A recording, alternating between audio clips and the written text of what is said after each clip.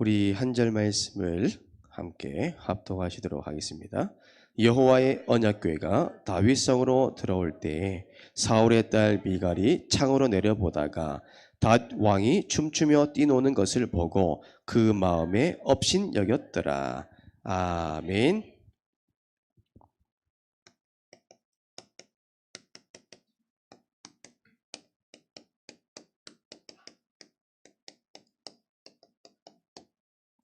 할렐루야.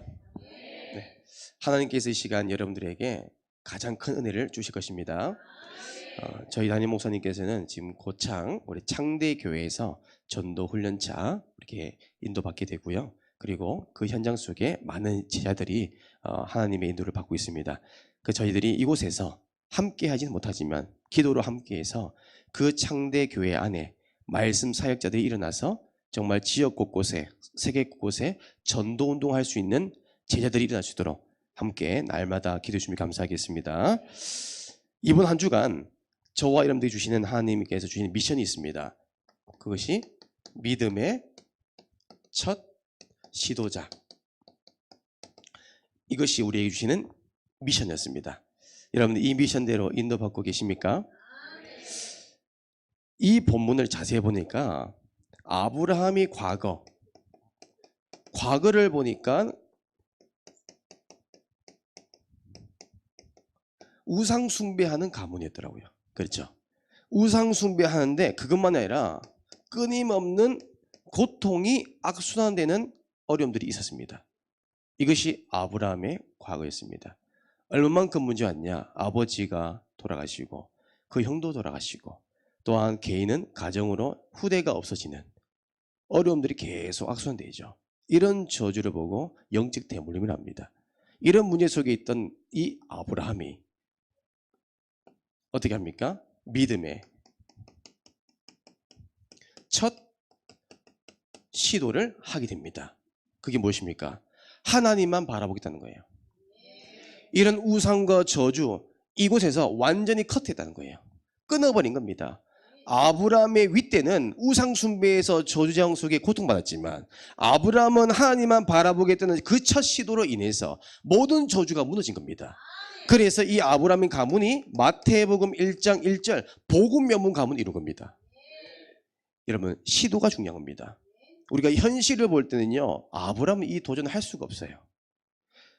제가 월요일 날 야구 선수 주영이 주원이 이제 다락봉을 하러 이제 대구에 이제 예배드렸는데 이번 다가올 추석 명절에 대한 미션을 전달했거든요. 근데 이번에 이제 아버지가 이제 어떻게 보면 TV에 나오기도 하고 유명해졌잖아요. 이제 조금 모였는 것 같아요. 그래서 제가 이제 어머니 만나서 제가 이렇게 인사했습니다. 그전에는 아이고 어머니 안녕하십니까 인사했는데 이번 인사 방법 바꿨습니다. 월 1억 매출 사모님 안녕하십니까 이렇게 했어요. 그러니까 이 꼴이가요 귀에 걸렸어요. 중요한 거는 경제는 하나님의 손에 있습니다. 푸는 것도 하나님 손이고 또한 하나님 묶는 것도 하나님 손에 있는데 이번에 하나님께서 예배를 회복하니까 그 가정의 경제를 하나님 풀어주신 겁니다. 이제는 뭐예요? 믿음의 첫 시도할 시간표가 왔습니다. 그게 추석 명절이더라고요. 그래서 제가 주신 말씀을 전달했습니다. 이번 추석 명절에 우리 주영의 주원이 가정 가문에 내려오는 그 우상, 제사 문화 끊어야 된다. 근데 우리가 머리는 알거든요. 근데 이게요. 실제로 가문의 제사를 끊는 거 쉽지 않습니다. 오히려 이번에 우리 주영이 가정에 할아버지가 돌아가시고 여러 가지 문제가 많이 있었습니다. 예배를 드리는데 이런 문제 계속 터졌어요. 골맞던 게 다 터진 거예요. 그러니 이 아버지가 더 확고해진 거예요. 제사는 끊을 수 없다는 거예요. 이전에는 제사를 안 하겠다는데 이번 계기로 인해서 할아버지가 돌아가시고 이후에 더 확고해진 거예요. 자, 이게 뭘까요? 기회입니다. 믿음의 첫 시도. 아브라함 비는 아무것도 아니죠. 아브라함은요 본토 친척 아버지 떠난 거예요. 그 대대로 내려왔던 그 우상의 그 모든 주기를 끊어버린 거예요. 하나님이 지시할 그 땅, 약속의 땅, 말씀대로 인도받는 겁니다. 이것이 뭐예요? 복음 명문 가문을 이루는 시작했던 겁니다. 이것이 우리에게 주시는 언약의 말씀입니다. 여러분들은 어떤 믿음의 첫 시도를 도전하고 계십니까? 저는 가문 복음입니다. 여러분도 어떻습니까? 여러분 시작하시면 하나님이 일하십니다. 그래서 욥기서 우리 8장 7절 말씀 보세요. 내 시작은 미약하였으나 내 나중은 심히 창대하리라. 우리 시작은 미흡하지만 한 걸음이지만 나중은 하나님의 창대하게 응답 주신대요. 욥기서 42장 12절에 우리에게 주신 말씀이죠. 하나님은요 처음보다 더 큰 축복을 복을 주시겠대요. 무엇을 할 때요? 믿음의 첫 시도할 때 이겁니다. 우리는요 갈등하지 마시고요 하나님이 일하실 것을 믿고 도전하는 우리가 한 주간 되기를 원합니다. 자, 오늘 말씀의 제목은 의외로 다른 주제죠. 역동적인 찬양 예배. 우리가 하나님 은혜 가운데 2022년 10월 23일 주일날 찬양 예배를 하게 됩니다. 하나님 은혜 가운데 우리 4월 달에 1회 했습니다. 이번에 2회입니다. 10월 23일 주일 확정되었어요. 주제는 역동적인 찬양 예배. 4월 달에는 우리 했던 주제는 역동적인 찬양의 사람. 우리는 찬양의 사람으로요 그 이후에 많은 응답 받았습니다. 그렇죠? 얼마만큼 인도받았냐니까요. 우리 교회 사람도 아닌데요 다른 교회 소속된 성도들이요 우리 교회 찬양을 보고 은혜 받아요. 저에게 그런 얘기 하더라고요. 안 보는 것처럼 보여도 다 보고 계시더라고요. 심지어 어떤 목사님은 전화 오셨어요. 제가 이제 수요 예배 찬양 인도한 지가 3번 됐잖아요. 3주 됐는데 다 알고 계시더라고요. 무슨 옷을 입었는지 무슨 찬양을 했는지. 저 깜짝 놀랐어요. 저 간첩인 줄 알았어요. 다 알고 계시더라고요. 무슨 말이에요? 다 알고 듣고 계신다는 거예요. 이 축복을 우리가 우리만이 아니라 우리 모두가 누리는 그 시간 되기를 원합니다. 그래서 오늘 본문에 보면 역대상 15장 자 우리 29절 이 말씀을 자세히 보면요 여러분 다 아는 내용입니다. 다윗이 하나님의 언약궤를 되찾은 그 기쁨이 너무 기쁜 나머지 하나님께 찬양으로 영광 돌립니다. 너무 기뻤어요. 근데 얼마만큼 기뻤냐? 바지가 내려오고 옷이 벗겨질 만큼 찬양했다는 거예요. 그날 사울 이 딸의 미갈이 그 춤추며 하나님께 찬양한 다윗을 어떻게 봅니까? 업신여겼다라고 했어요. 업신여겼다. 업신여겼다는 한국 이 국어를 사진을 보면요 경멸하다, 깔보다, 방탕하다, 음란하게 본 거예요. 복음의 눈을 보지 않으니까요 그 모든 찬양의 행위들이요 방탕하게 보인 겁니다. 이때 사무엘하 6장 21절에서 22절 보세요. 다윗이 얼마나 대단한 믿음의 고백인지 모릅니다. 그럼 어떻게 보면 업신여기는 그 미갈에게 했던 말이 뭐냐면 이는 여호와 앞에서 한 것이라. 사람 앞에서 한 게 아니라 여호와 앞에서. 그 다음에 22절에 보면요 내가 여호와 앞에서 뛰놀라. 뛰놀았다는 거예요. 얼마나 기뻤던지. 우리는요 사람 앞에서 하는 게 아닙니다. 하나님 앞에서. 우리는요 이런 역동적인 찬양을 해야 됩니다. 이번 우리가 찬양 예배 때는요 바지가 흘러내도요 이거 보지 마세요. 아시겠죠? 하나님 바라보고요. 네. 겉옷이 찢어져도 하나님 바라보는 거예요. 아시겠죠? 누가 봐도 술 취한 것처럼 보여요. 하나님 바라보는 거예요. 네. 이런 역동적인 찬양. 여러분 성경에 자세히 보니까요 예수님이 기준으로 삼는 제자의 기준이 있더라고요. 그 첫 번째가 뭐냐면 말씀의 사람이었어요. 그리고 기도의 사람이었어요. 제자는 전도의 사람이더라고요. 그리고 뭐냐면 제자는 찬양의 사람입니다. 저는 이 사실을 확인했습니다. 현장에서 수십 명, 수백 명 전도해 보니까 정말 하나님이 예비된 제자는요 말씀, 기도, 찬양, 전도 이 4가지의 마음을 담고 있더라고요. 정말 찬양의 사람. 저는 부산 함께한 교회에 부임하면서 너무 감사했던 건 뭐냐면 제가 늘 기도했던 게 응답됐어요. 그게 뭐냐면 하나님 정말 제가 섬기는 교회는 마음껏 하나님을 찬양하는 찬양의 사람이 모이게 하옵소서. 저는 지금까지 찬양 인도를요 저 혼자 하는 찬양이었어요. 어떤 느낌이냐면요 찬양을 제가 너무 간절한 마음에 감사한 마음으로 찬양하고 있으면요 전부 다 앉아 계시는 분들은요 거의 뭐 라이브 카페 오신 것처럼 그러니까 제가 오죽 답답하면 이런 얘기했어요. 제가 혼자 라이브 카페 와서 공연하는 것 같습니다. 그랬어요. 얼마나 답답하면 제가. 여러분, 저는요, 찬양의 사람, 여러분들 만나는 게 너무 감사해요. 이게 저희 큰 기도응답입니다. 찬양의 사람. 그 말은 뭐냐면, 찬양의 사람은요, 창조의 목적을 아는 사람이죠. 나를 하나님 만드신 이유를 아는 사람이요, 찬양을 할 수가 있어요. 성경에 보면요, 하나님께 영광 돌리는 사람이 찬양의 사람이래요. 이사야서 43장 7절 말씀. 하나님께 영광 돌리는 사람. 그리고 하나님께 정말 믿음과 중심 담아서 찬양으로 영광 돌리는 사람이요, 찬양의 사람이래요. 이사야서 43장 21절에 나와 있죠. 우리는요, 경배의 대상, 우리가 부르짖는 대상은요, 하나님입니다. 이 사실을 아는 사람이 찬양의 사람. 그리고 찬양의 사람은 예배자입니다. 열심히 예배 드리는 그 예배자 말고요. 정말 이 예배자는 요한복음 4장 23절에서 24절. 신령과 진정으로 하나님께 예배드린 사람. 내 모든 것을 가지고 하나님께 영광 돌린 사람. 그게요, 예배자입니다. 24절에 어떤 말씀이 있습니까? 하나님이 원하신 자가 누굽니까? 하나님이 원하신 자. 신령과 진정으로 예배한 자.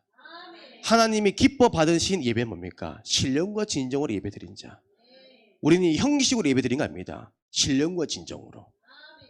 이런 예배자가요, 하나님께 찬양한 사람이요, 찬양의 사람입니다. 그래서 성경에 자세히 보면 우리가 어떤 방법으로 하나님께 찬양 드릴지를 자세히 나옵니다. 그 네 가지가 뭐냐면, 첫 번째, 우리 입으로. 그렇죠? 시편 34편 1절 나와 있죠? 입으로 부르짖는 겁니다. 저는 어떤 그 찬양 인도하는 가운데 좀 황당한 사람을 봤거든요. 한 달 동안 매주마다 찬양을 하는데, 어떤 분은요, 중위자분인데 앉아서요, 단 한 번도 입을 열어서 고백한 걸 본 적이 없어요. 가만히 보니까 제가 뭐 하나 싶어서 보니까 눈을 감고 있더라고요. 그래서 제가 주무시는가 싶었어요. 그런데 찬양할 때마다 그 자세, 찬양할 때마다 눈을 감아요. 근데 그 자는 건 아닌 것 같아요.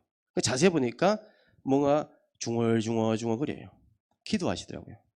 물론 그게 나쁘다는 거 아닙니다. 찬양할 때는요, 우리 입술을 열어서 고백하셔야 돼요. 부르짖어야 됩니다. 어느 날 우리가요, 부르짖는 찬양을 안 합니다. 묵상하는 찬양을 해요. 아닙니다. 하나님께 영광 돌린 건요, 부르짖어야 돼요. 우리 입으로. 두 번째로, 우리는 어떤 방법으로 하나님께 찬양 드릴 수 있습니까? 우리 손으로. 그렇죠? 시편 134편 2절입니다. 우리가요, 손을 높이 들고, 그렇죠? 하나님 찬양하는 거. 우리 최미란 고사님이 제일 잘하는 게 뭐예요? 손 들고. 주가 일하시네, 주야. 이게 찬양입니다. 찬양은요, 내 자존심 다 필요 없어요. 하나님 앞에서는요, 내 모든 걸 내려놓는 겁니다.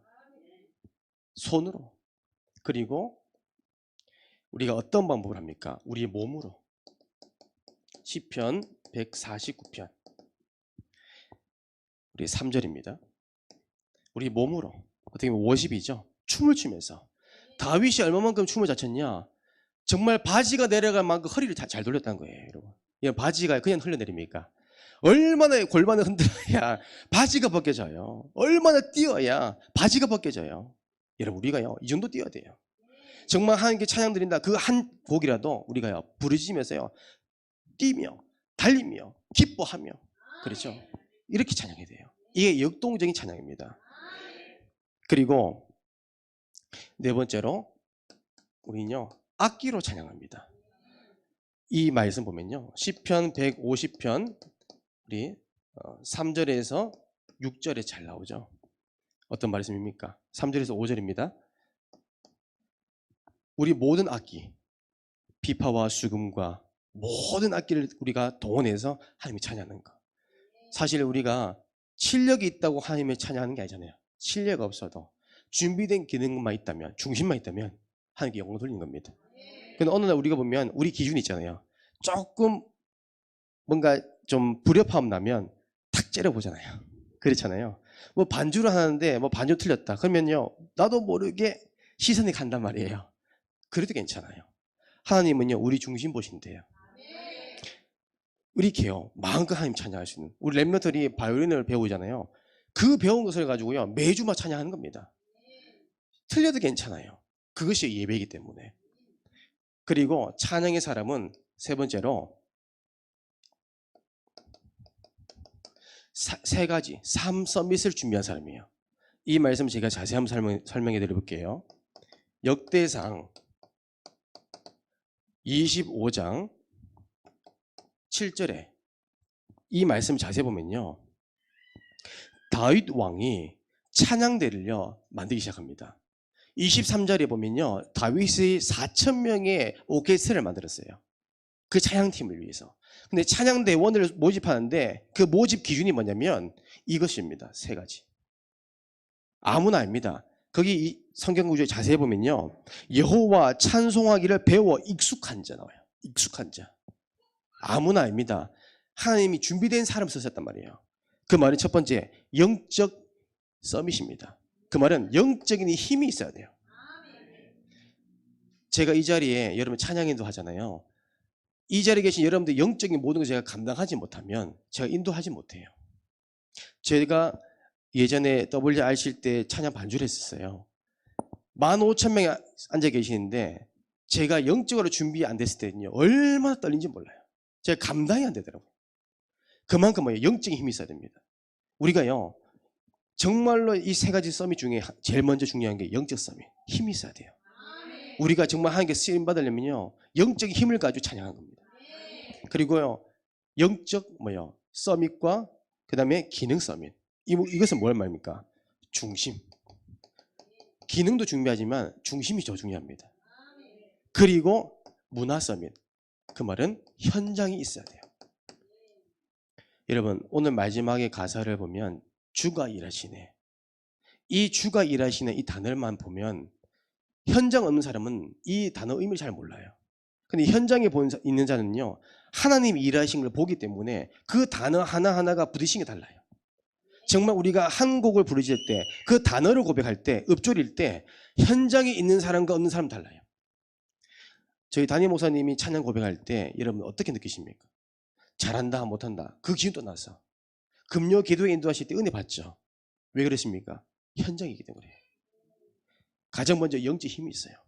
우리 목사님의 중심은 다릅니다. 하나님입니다. 잘하든 못하든 그 신경 안 씁니다. 하나님 앞에서. 그리고 현장이 있어요. 살아있습니다. 우리가 뭐냐면 현장 놓치면 안 돼요. 특별히 음악하는 사람일수록요. 예배자는요. 현장이 있어야 돼요. 현장 없이요. 기능만 있는 사람이 있어요. 현장 없고요. 영적인 힘만 있어요. 안 됩니다. 다 갖춰야 돼요. 이 준비된 사람은요. 찬양의 사람이에요. 이렇게 우리가 쓰임받아야 됩니다. 그러면 두 번째로 우리가 기록할 것은 이제는 우리가 역동적인 찬양 예배를요. 회복하셔야 됩니다. 이제 우리가 회복해야 돼요. 단순히 찬양한다 그게 아닙니다. 찬양은 예배예요. 성경에 보면요. 찬양이 예배로 기록되어 있어요. 예배의 순서의 70%는요. 찬양입니다. 왜 그럴까요? 예배이기 때문에 그래요.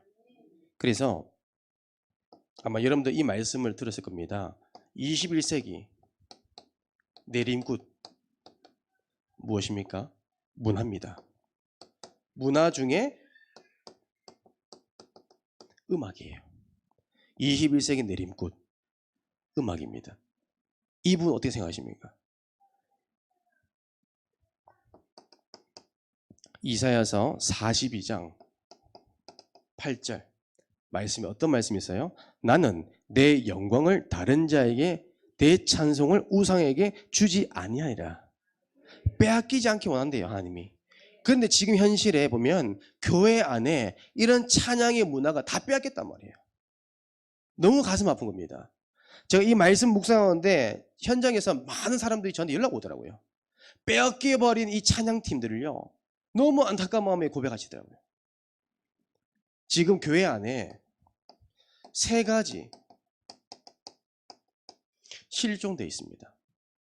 예배 안에, 찬양 안에 세 가지가 실종되어 있어요. 그 첫 번째로 성가대. 여러분 공감되십니까? 예전에 유 목사님께서 이런 말씀했어요. 교회의 영적 수준을 알려면 영적 분위기를 아는 방법이 한 가지 있대요. 가장 먼저 교회 안에 찬양팀을 보면 그 교회의 수준을 알 수 있대요. 저는요 그걸 듣고 그런가? 라고 했는데 맞더라고요. 사단은요 그 교회 안에 찬양팀을 먼저 무너뜨립니다. 왜? 영적으로 무너지기 때문에. 영적인 무기가 무너져 버리면 교회의 조직이 무너지게 됩니다. 그래서 우리는 가장 중요한 게 뭐냐면 찬양입니다. 찬양하면서 기도하고 찬양 가운데 전도하고 찬양 가운데 말씀 드려보세요. 하나님이 주신 은혜가 다릅니다. 그래서 지금 교회 안에 이런 성가대가 사라진다는 거, 실종됐어요. 얼마 전에 한 집사님께서 저에게 이런 말씀하시더라고요. 목사님, 저는 올해만 성가대 지휘하고 그만둘 겁니다. 라고 얘기하더라고요. 왜요? 하니까 못하겠어요. 사람 때문에, 누구 때문에 다 이유가 있어요. 그리고 내년 누가 해요? 할 사람이 없어요. 그러면 성가대가 해체해요. 근데 그분이 속해 있는 교회가 300~400명 되는 어느 정도 규모가 있는 교회입니다. 이제 없어지는 거예요. 그것도 다락방에 있는 교회에서. 저는 그 얘기에 대해 너무 마음 아프더라고요. 마귀에게 다 빼앗겨버린 거예요. 우상에게 다 빼앗겨버렸어요.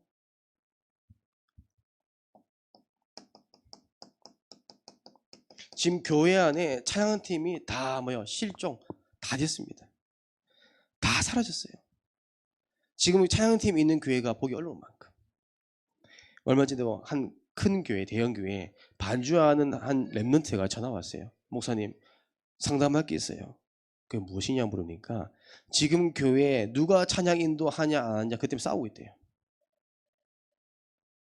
누가 하냐 안 하냐, 누가 서냐 안 서냐 그것 때문에 싸우고 있대요.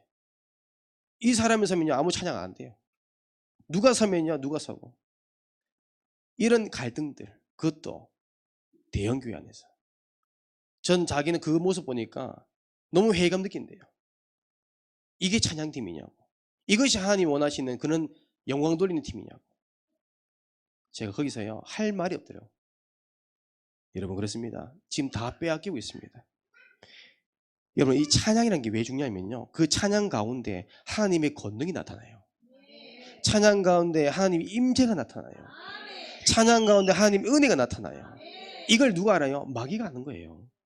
찬양 음악 전문가인 마귀가 누구보다 영적 사실을 알기 때문에요 그 교회 안에 중요한 이 영적인 걸 다 무너뜨린 겁니다. 그리고 마지막으로 교회 안에 연주자들이 다 실종됐어요. 연주자. 반주자가 없어요. 저희 교회는 참 감사한 거는 피아노 반주 다 있잖아요. 그런데 반주자도 없이 노래방 기계를 틀어서 찬양하는 사람 많습니다. 15년 전만 해도 혹시 여러분들 아십니까? K-팝이라고 오디션 프로그램 한 적이 있습니다. 그때만 해도요 교회 안에 전부 다 랩런트들이요 다 기타를 메고 다녔어요. 그때는요 분위기가 뭐냐면 기타를 배우는 분위기였어요. 또 제가 초등학교 때는요 피아노를 배우는 게 문화였어요.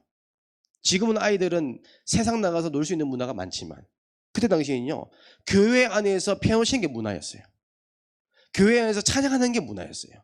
교회 안에 성가대 서는 게 문화였고요. 교회 안에서 선배들, 오빠들, 형들 드럼 치는 거 보면 너무 멋있어서 따라 배우겠단 말이에요. 그런데 그런 문화가 다 사라진 겁니다. 저는요 그런 한이 있습니다. 우리 교회만이라도 우리 랩런트들이 정말 우리 지금 찬양 다윗 찬양단이 하는 연주들을 보고 같이 함께 해야 될 비전을 품어주겠다. 우리 서연이가 드럼 전공은 아니잖아요. 전공은 따로 있습니다. 그렇죠? 노래도 잘하고 춤도 잘 추지만 유머도 많지만 전공은 따로 있잖아요. 드럼이 아니죠. 자기 전공은 아니지만 자기 맡은 거에 최선 다합니다. 정말 그렇습니다. 저는 항상 볼 때 감사해요. 서진도 마찬가지고 바이올린 전공자인데 피아노 치고 있어요. 저한테 많이 혼났어요. 왜요? 내가 있는 위치에서 하나님 영광 돌리기 위해서. 그러니까요 어떻게 돼요? 랩너들이 다 보고 있어요. 보면 어떻게 해요? 드럼을 보면서 서연이를 보면서 드럼 꿈꾸고 있어요. 현성이 보세요. 늘 금요 예배 오면 드럼 칠라 하잖아요. 왜요? 본 게 있으니까. 그게 문화예요. 유준이 보면요. 드럼 뺏으면요. 하루 종일 화나 있어요. 그 달래는 너무 힘들어요. 그게 드럼 친 거 멋있으니까. 그게 문화거든요. 피아노 반주 친 거 보세요. 나도 반주하고 싶어. 이번에 혜인이도 피아노 반주 배우고 있잖아요. 늦은 나이에. 늦가기 드디어 나이 다 먹었는데 이제 시작합니다. 믿음의 첫 시도죠. 왜요? 반주한 거 봤거든요. 이런 문화가 계속 만들어져야 되는 거예요. 우리는 빼앗긴 거 다시 가져와야 돼요. 회복해야 돼요. 이겁니다. 여러분 기도해 주세요. 우리 교회는요 빼앗기면 안 됩니다. 오히려 더 역동적으로 부흥돼야 됩니다. 그래서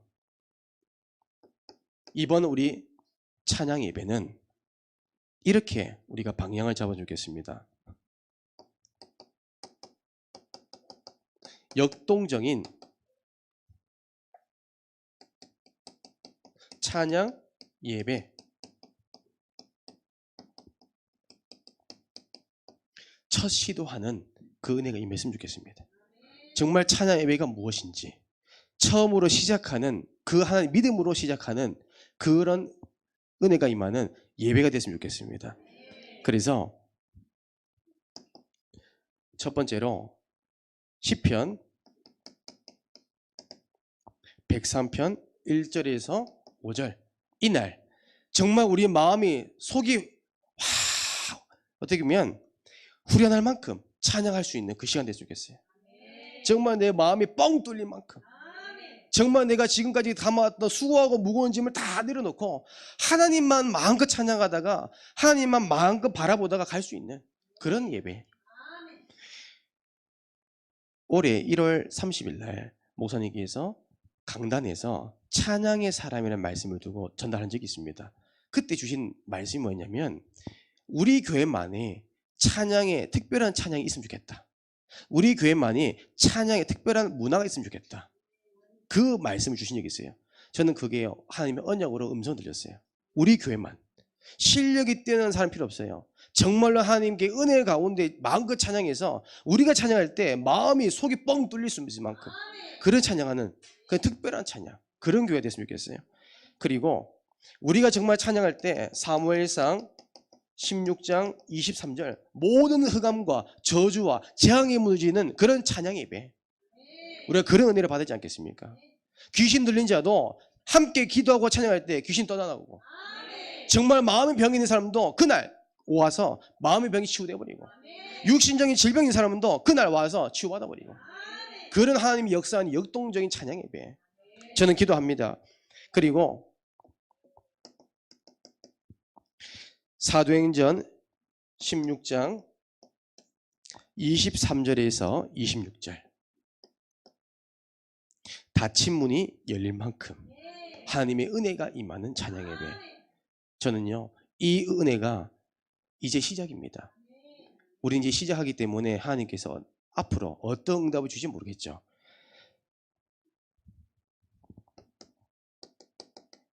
결론으로 여러분 역대상 25장 1절에서 7절 이 말씀을 붙잡아 주겠습니다. 하나님이 원하시는 찬양 예배, 하나님이 기뻐하는 찬양 예배. 다윗은요 이 말씀을 얼마나 굳게 붙잡으면 몰라요. 하나님께 찬양 드리기 위해서 4,000명의 오케스트라를 288명의 찬양들을 형성해서요 하나님을 찬송했대요. 그때도 군대처럼 얼마나 감사한지 몰라요. 하나님 어떻겠습니까? 다윗의 찬양 들었을 때 하나님 역사할 수밖에 없지 않겠습니까?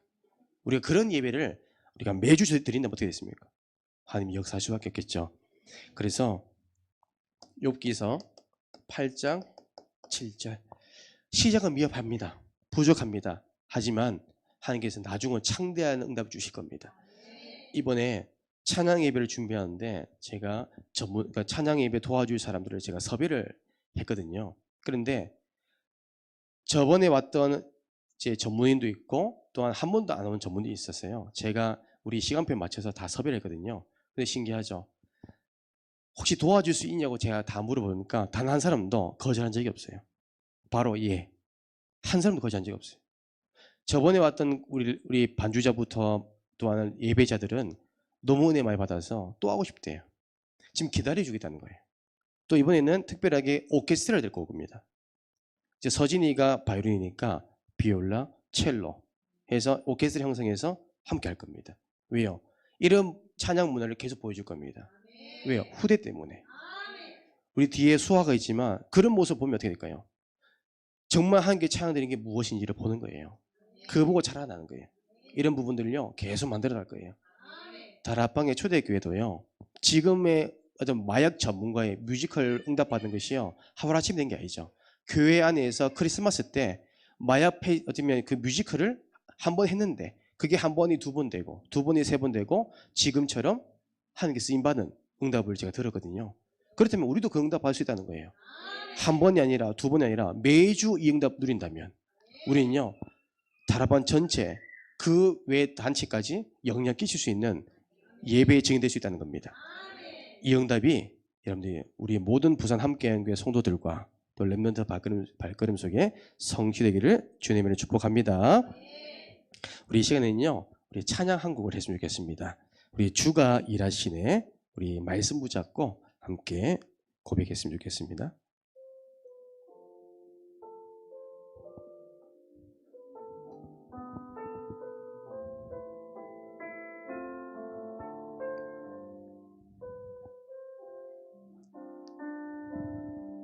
날이 저물어 갈 때 빈들에서 거릴 때 그때가 하나님의 때 내 힘으로 안 될 때 빈손으로 걸을 때 내가 고백해 여호와 이래 우리 모인 이곳에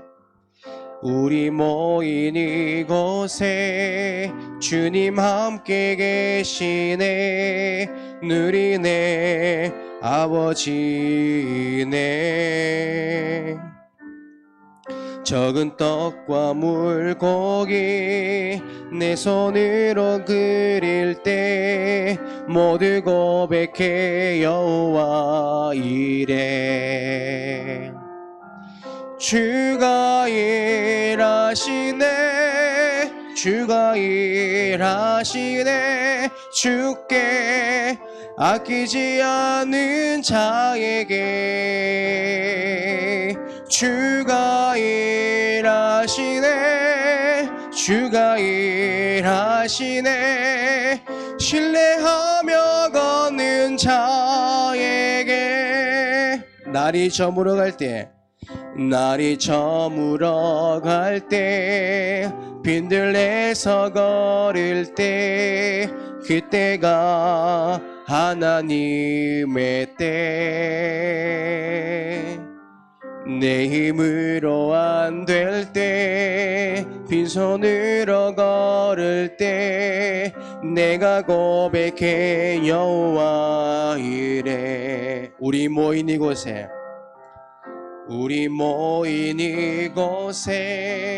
주님 함께 계시네 누리네 아버지네 적은 떡과 물고기 내 모든 것 드릴 때 모두 고백해 여호와 이래 주가 일하시네